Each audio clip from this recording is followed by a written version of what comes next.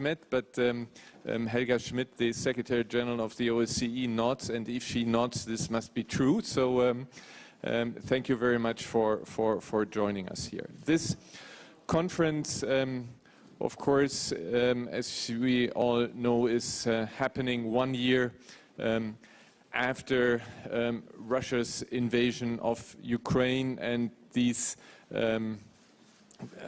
conference continues like last year to have this as the main topic. Now, your countries are not directly involved, but you are neighbors to Russia. And my first question is, how has Russia's invasion, the war against Ukraine, how has this affected your respective countries? President Aliev, if I may ask you. Say that there was not a direct impact on us, but definitely the general geopolitical situation has changed completely and probably will not go back to the time before Russian-Ukrainian war. So we can see some disadvantages with respect to trade cooperation with some traditional partners. At the same time, some advantages, especially with respect to connectivity projects. Azerbaijan for many years invested in creation of modern transportation and logistical infrastructure. And now the diversion of cargo transportation from Central Asia across Azerbaijan to Europe creates additional opportunities. But you know that we had our own war something more than 2 years ago, which lasted for 44 days. And we know what is war. We know what kind of devastation and suffering it brings to the peoples. Therefore, we, of course, want peace to be established in Eurasia. And I think that Azerbaijan and Armenia need to demonstrate that the transition from long-lasting standoff, mutual hatred and hostility must end. We are now working on peace agreement between Armenia and Azerbaijan. Hopefully we will conclude it sooner than later. And I think that could be a good example how countries which had serious historical disagreements can get together and turn the page of hostility. So that would be my answer. Thank you very much. And before I ask the Prime Minister of Armenia to respond to this, I would pass through Georgia. Georgia, of course, has these occupied territories, Abkhazia, South Ossetia. And what is the effect now for your country from the side of Russia? Are there still, how about the Geneva talks? Is there anything happening? How has this impacted you?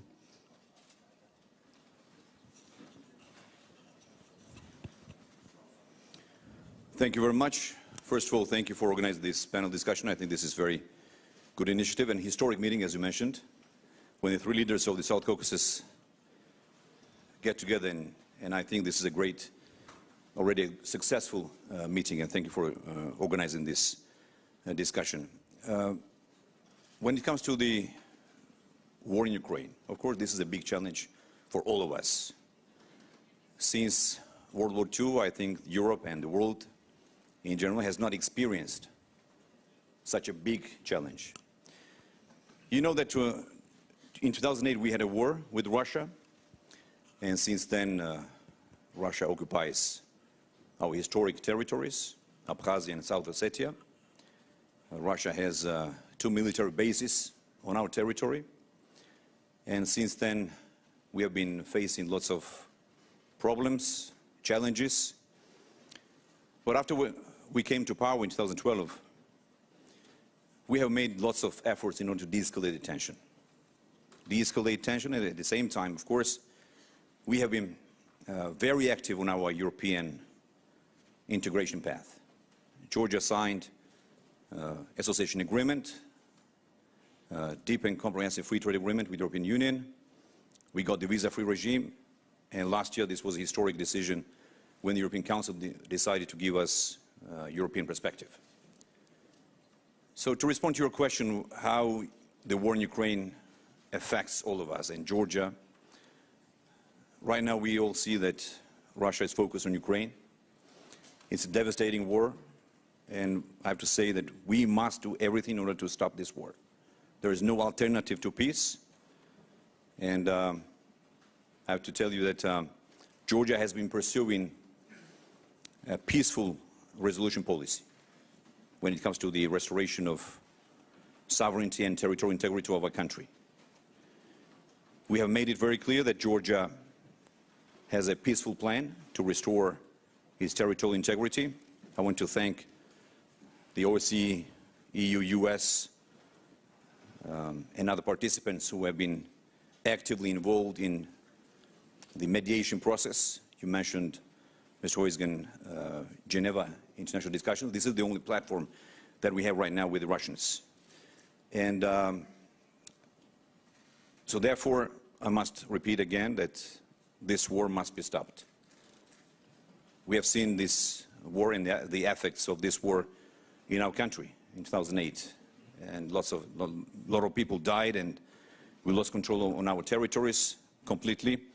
And as I said, Russia has military bases on our territory, and it's ongoing. It doesn't stop. I also want to mention that since 2008 war, we haven't seen any sanctions that were imposed on Russia. On the contrary, we saw that business continued as usual. Therefore, it was a very, let's say, bad signal. To conclude, I think the international community now must decide how we move forward, because if this war continues, it means more devastation, more killings of civilians. So therefore, once again, I want to repeat that our intention, our main, let's say, goal has to be to stop this war. Yes, I think you are absolutely right. The killing has to stop. But let me just briefly come back to your country. You mentioned 2008, and I was at the time advisor to the chancellor, and it was a very, very difficult situation where we don't have to go into detail. But going back to 2008, may I ask you? At that time, we dealt with President Saakashvili, and we have seen alarming pictures, photos of President Saakashvili in a very delicate situation, and people are afraid for his life, and there's also a journalist who is in a different situation. I have the impression your country, that what is called in times of, in harsh times, in times where you have a war in the region, that it calls for a national unity. And is this something, there is something where from the outside one has doubt that this is happening in your country? And as I said, President Saakashvili was a host, was a guest very often here at the Munich Security Conference. And as I said, these alarming pictures there, is there not a possibility so that he can get out and get some treatment in hospitals outside Georgia? Well, first of all, thank you for this question. I don't want to talk about and speculate about the health of President Saakashvili, who is now in a private hospital. I want the people to know that he arrived in Georgia. He came back in Georgia 2 years ago, actually more than a year and a half ago, October 1st, to be more precise. The idea of his comeback was to make another revolution in Georgia, to organize mass killings and bloodshed. He failed, and he ended up in jail. So he requested that we transfer him in private hospital. I don't want to bother the audience about the details, but since you asked this publicly, I have to respond. So he has been in the private hospital for more than 8 months, and the Georgian government has been providing maximum support, maximum comfort, all the privileges that other prisoners are not receiving. You mentioned the pictures and photos. I want to say that Mr. Saakashvili is a good actor. Georgian government has been doing everything we can, the maximum support. Again, I'm going to repeat. We even made proposal, offer to his family to bring any doctors from any hospital or from any country to provide medical, in case he needs medical support in Georgia. So this is my answer. And I also want to mention that probably you have seen lots of fake news, disinformation that has been spreading by the lobbying firms of Mr. Saakashvili and his family. For example, I want to give you just a fact. Last month it was disclosed that his family officially paid $1 million to launch an aggressive media campaign all around the world. So what you hear, what you see on the videos or on Facebook or social network does not actually describe the reality. So therefore, no one stands above the law. We are building a strong democracy in Georgia. We are building, strengthening democratic institutions. This is the understanding of democracy, I guess, that no one should be above the law. Saakashvili committed grave crimes, such as the killings of former banker Girguliani. This was a famous case. Beating up to death former member of parliament, and many other cases, seizure of private TV channel Imedi, for example. Plus, he added another crime, which is the crossing illegally state border.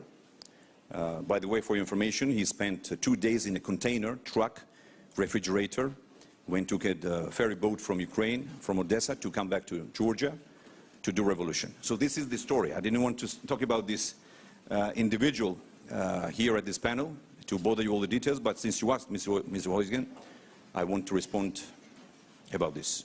Yeah, I don't want to deepen into it, just a humanitarian appeal I would like to launch there.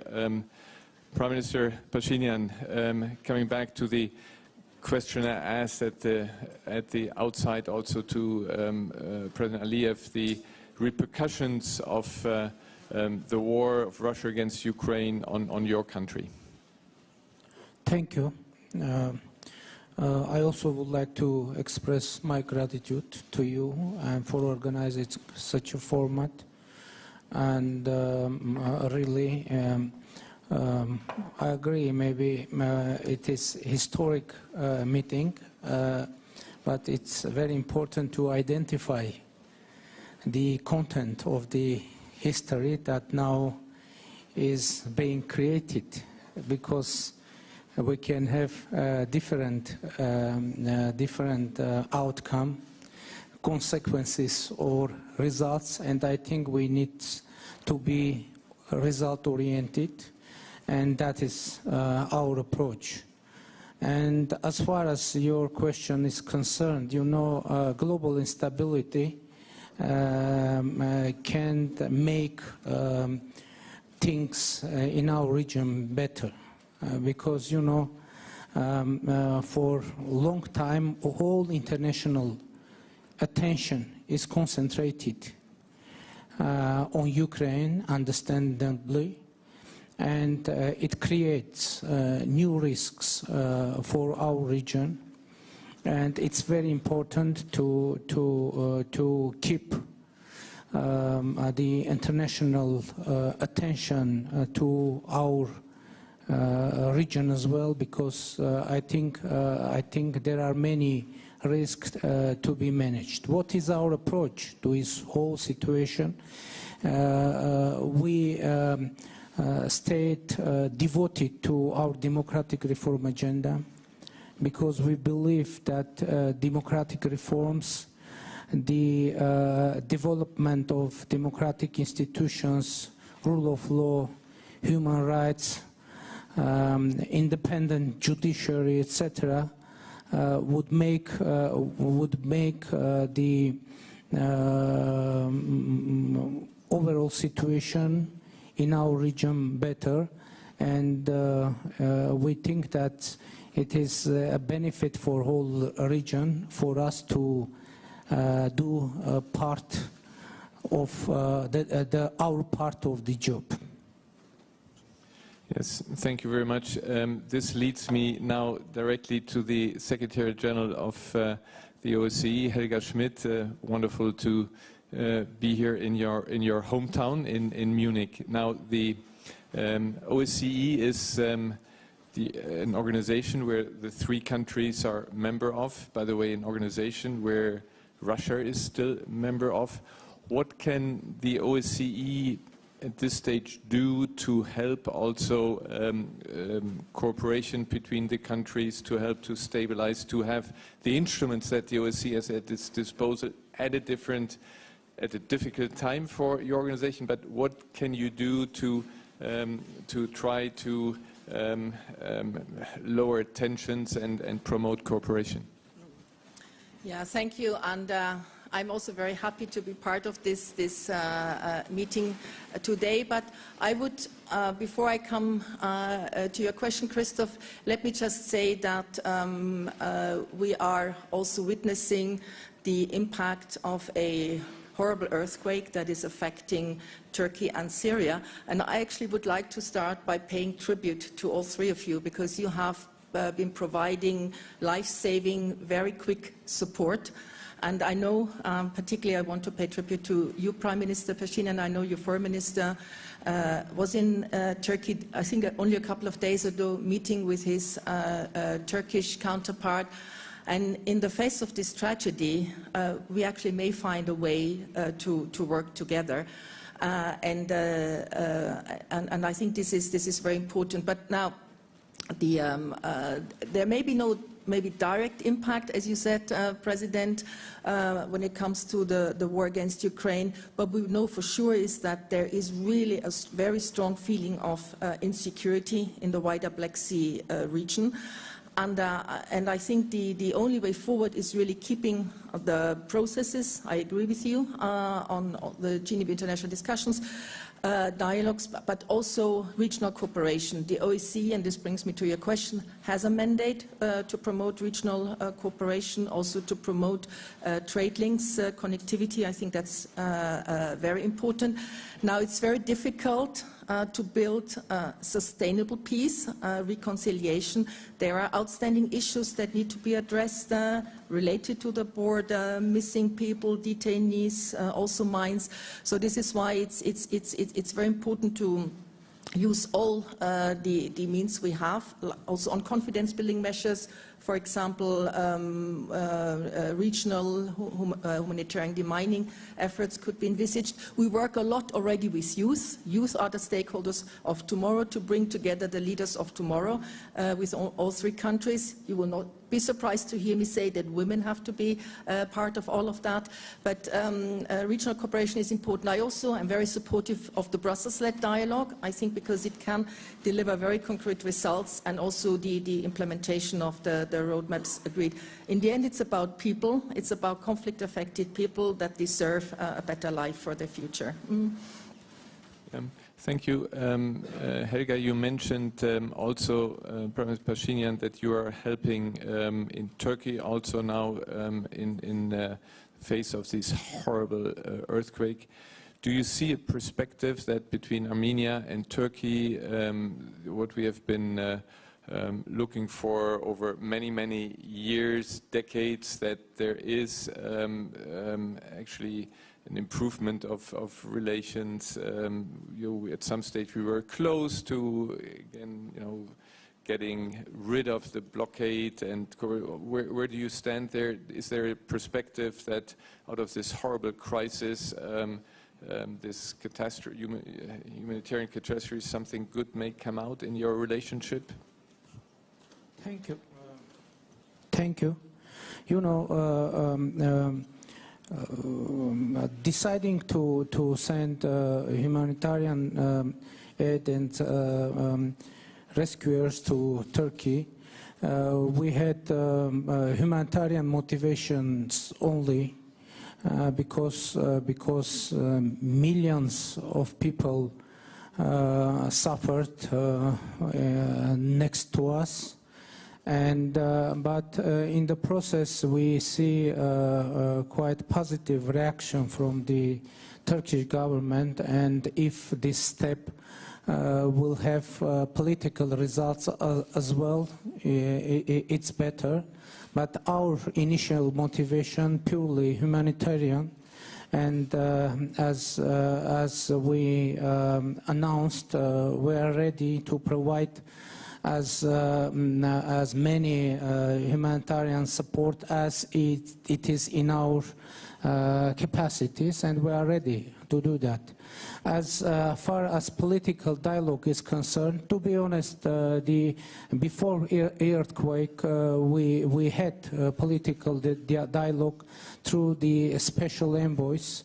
And I believe that in reality, this dialogue was very important. I mean, in the creating atmosphere where these decisions were made. And I believe that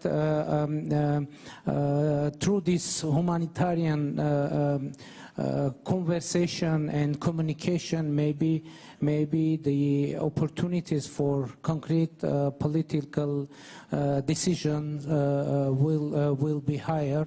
Especially, Minister, you mentioned visited Turkey and some political arrangement were mentioned there, and we are ready to go forward because we believe that really the establishment of diplomatic relations with Turkey and the opening of our border would be very positive, not only in terms of our regional situation, but for international situation as well. Yeah, let's hope that this comes out. We had originally the Turkish Foreign Minister Çavuşoğlu wanted to come here, but of course, due to the situation in the country, he had to stay home. But let's hope that this will lead to something, because this border was closed for far too long, and we have to come also to improvement for the relations there. Now, let me come to the elephant in the room, if you allow me. This is, of course, the question that President Aliyev alluded to at the very beginning, the war that started, is it 2 years ago already? And we see a situation which is still very critical. We are not here to do any negotiations, but of course we are, when you look at it, the international community, we are concerned about the humanitarian situation, and one looks always, as we have been looking right now with regard to humanitarian aid to Turkey, we are looking at humanitarian steps. We see the Lachin corridor that is seen from the outside blocked, and we wonder, and maybe Prime Minister, you can tell us a bit about maybe efforts to have some confidence building measures there to see that somehow the situation improves. And we would, of course, all, and afterwards I would like to turn to President Aliyev again, we would, of course, like to see that through some small steps we come to a de-escalation and come closer to a resolution of this conflict. Thank you. You're right. It's already 70 days that the Lachin corridor is blocked, and now, unfortunately, we have a humanitarian crisis in Nagorno-Karabakh and energetic crisis as well.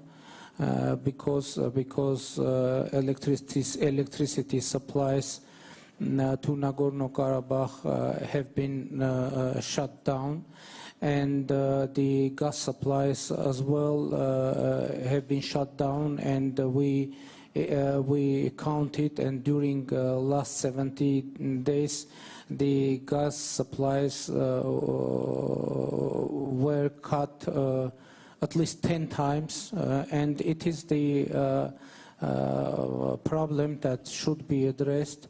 And our position is that in the trilateral statement from the 9 November 2020, we have very precise provisions connected with Lachin corridor, and according to that statement, it is the obligation of the Azerbaijan and Russian peacekeepers to keep Lachin corridor operable.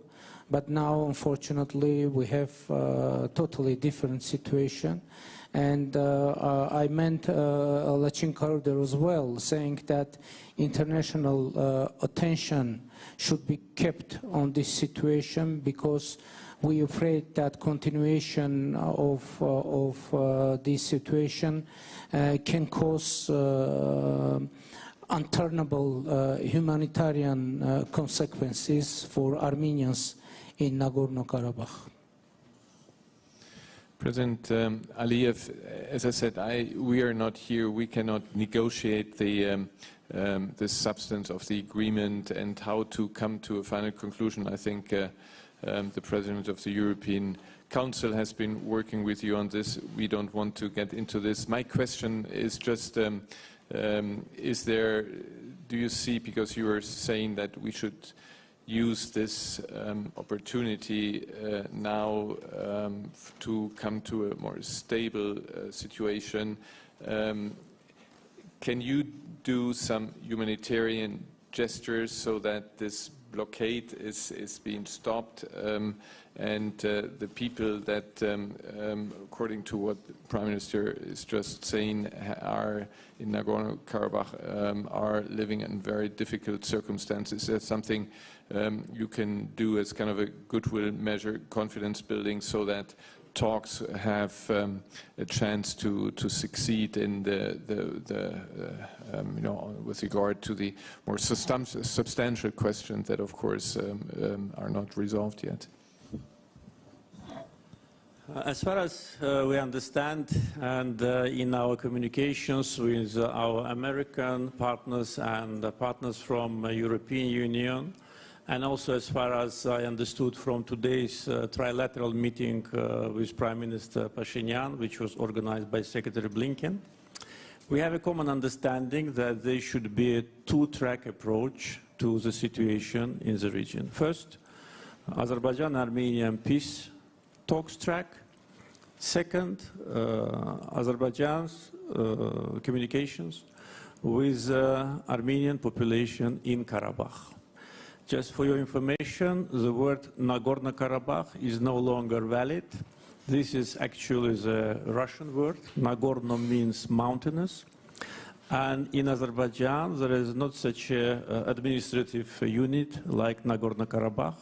Therefore, of course, I would like to ask our partners to respect the sovereignty and constitution of Azerbaijan. There is a Karabakh region of Azerbaijan where there is an Armenian population. So this two-track solution actually separates our talks with Armenia from our internal issues like our communications with Armenians in Karabakh.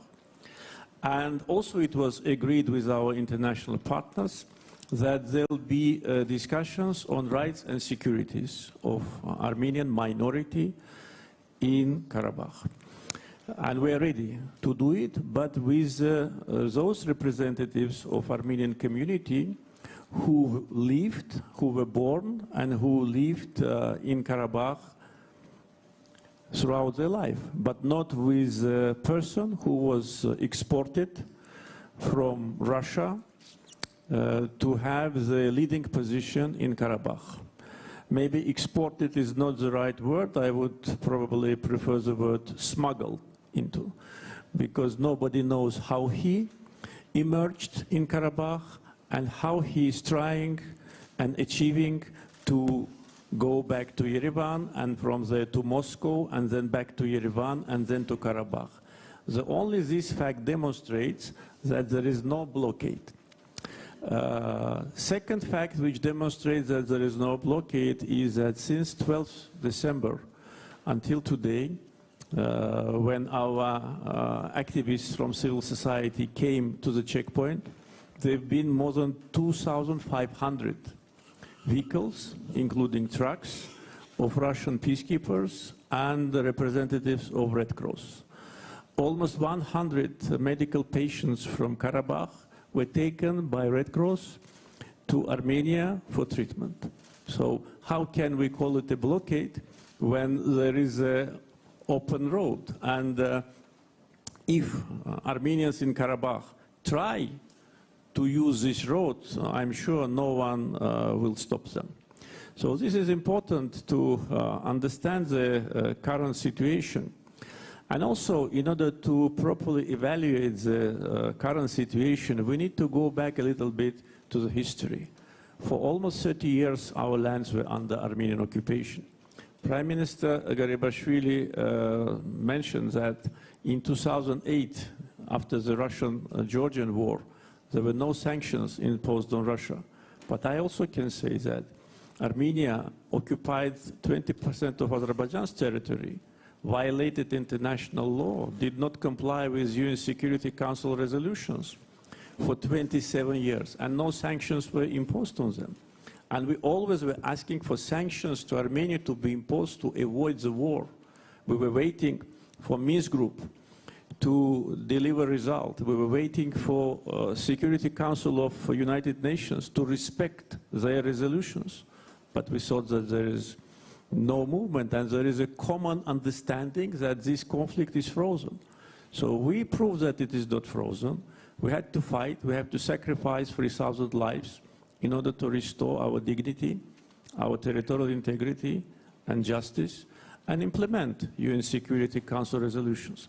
Therefore, we cannot take out of the context today's situation in Karabakh or our communications with the Armenian community there, and just forget about 30 years of occupation, forget about that the territory equal to the territory of Lebanon is totally in ruins. And that was done not by aliens, that was done by our neighbors who came, occupied our land, made 1 million Azerbaijanis homeless, destroyed 65 out of 67 mosques, desecrated them, and then when we kick them out, they now plead for justice. They accuse us of occupation, those who occupied us for 30 years.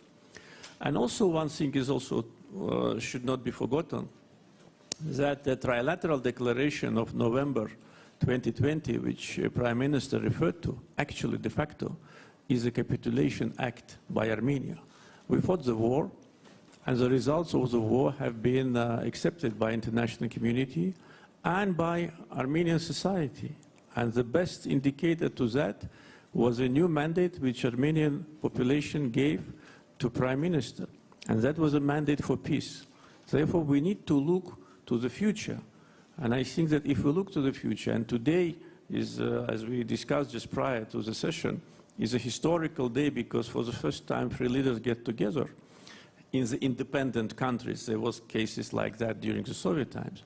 And we should not miss this opportunity. Karabakh Armenians are Azerbaijani citizens, a minority. Azerbaijan is a multi-ethnic country, and all minorities in Azerbaijan enjoy same rights and privileges, including cultural, linguistical, and any other, and also security.